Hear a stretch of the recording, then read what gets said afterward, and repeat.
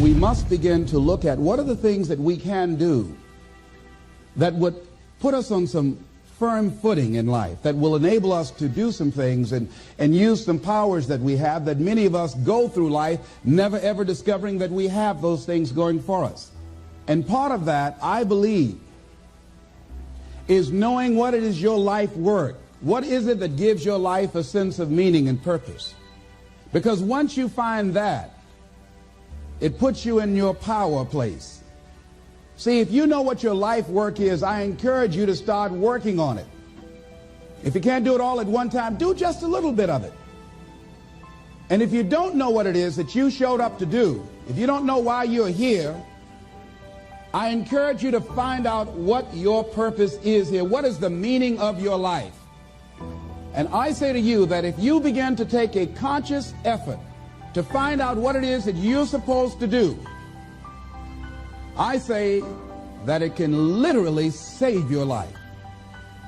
I said that it can literally save your life. See, when you're going someplace and you already know how much you're going to make, you already know how far you can go, you're in a dead-end position. It erodes your self-esteem. It lowers your sense of yourself. It creates an inner turmoil. It creates an emptiness in you. So I say that your life is worth finding what it is that you're supposed to do. Do find out what your work is and hold on to it, and don't let your dream go. Don't let it go.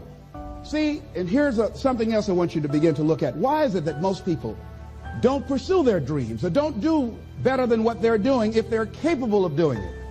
I think that many of us don't go the next step because we don't know what to do yet.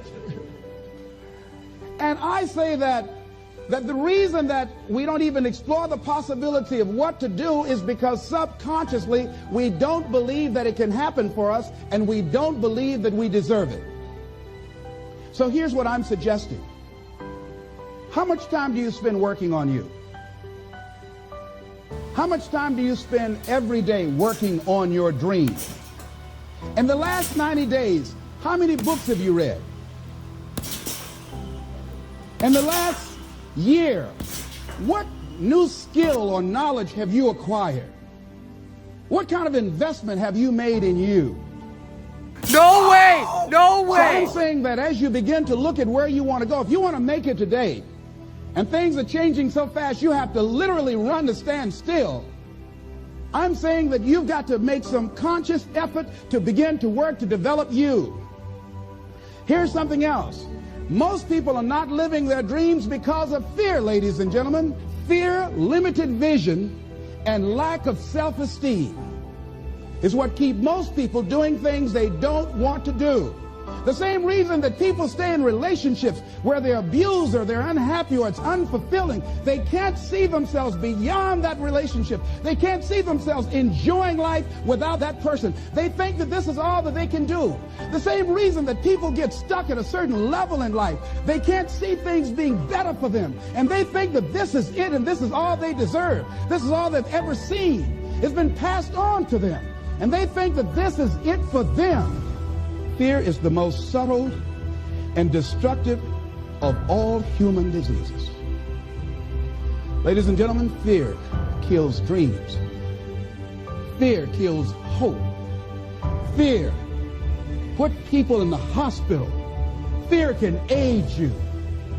Fear, ladies and gentlemen, can hold you back from doing something that you know within yourself that you're capable of doing, but it will paralyze you. And it seemed like you're in a hypnotic spell. And I ask you a question, what is the benefit? What's the benefit of allowing fear to hold you back? What's the benefit of giving up on yourself, of not stepping out on life and taking life on? What is the benefit for you? What's the plus in that? It's one of the things I had to ask myself. So I didn't want to make any mistakes. I wanted everybody to like me. I wanted to be perfect the first time I did something. It's not going to happen. You're going to make some mistakes. You're going to hurt some folks' feelings. You're going to create some enemies whenever you decide that you want to begin to take life on. You've got to ask yourself, how long am I going to allow this to hold me back? Said fear is false evidence appearing real. That is an illusion that we create in our mind. It is a state of mind that can be changed. Yeah! So let's look at how we can begin to take some steps to restructure that fear, to begin to expand our visions of ourselves, to begin to increase our self-esteem. Webster said that self-esteem means confidence and satisfaction in oneself. Look at your life right now. Whatever you've done up to this point in time, your life is working. Whatever you have produced, it came out of you as a result of the kind of person that you have become. You can either live your dreams or live your fears.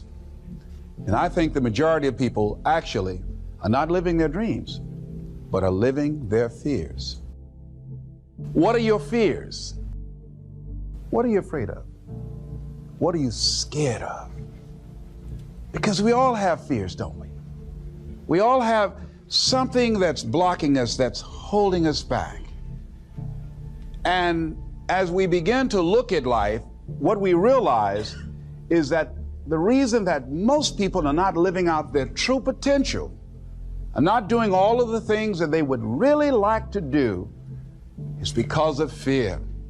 Some people call fear false evidence or expectations appearing real.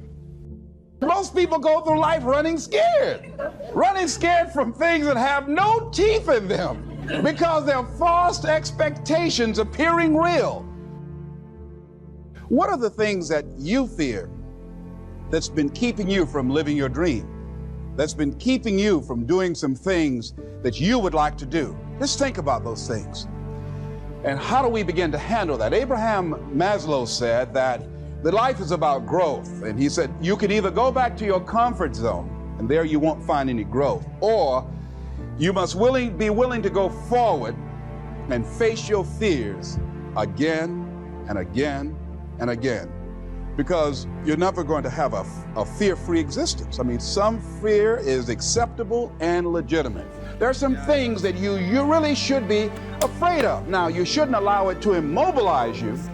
You acknowledge it, you take it into account, and you carry yourself accordingly. There are times that we should proceed with caution. But it's the difference between being stopped by fear. It's the difference between having a fear and the fear having you. Don't condemn yourself for being afraid. It's perfectly fine to have some fears. You acknowledge your fears, you embrace those fears, and then you move on. What you resist will persist. So one of the most important things is to begin to embrace your fear. And most people, ladies and gentlemen, have stopped living their dreams because of the lessons they've learned from life or things they've picked up, because we've only been born with two fears. The fear of a loud sound or the fear of falling. And all the other fears are fears we learn, fears we pick up. Whatever you're scared of, your life, the value you brought to the planet, far more important. Whatever you're afraid of, you're stronger. So as we begin to look toward the future and look at what will it take for us to break through those fears, one, acknowledging the fear, knowing it's all right, some fear is healthy. Beginning to know that your dreams, your passions, your drive to achieve whatever it is you want, as it has more power and meaning, it will move you past your fears. As you begin to feel that you deserve it, your passion and goal is so strong, the fears won't matter. You begin to trust yourself and put yourself in the situation where you have to make it happen. You will make it happen. Ladies and gentlemen, I don't believe this. I know this from my own life experience. I know that you've got greatness within you. I know that you have unlimited potential in you. I know that you have something to give to the universe that was not here before you showed up. Somebody said that life is God's gift to us, and how we live our lives is our gift to God. What kind of gift are you giving? And what kind of gift could you give if fear wasn't an issue? And I'm saying You can have fears, but don't surrender. Don't let your fears have you. You're more than capable of making this your decade.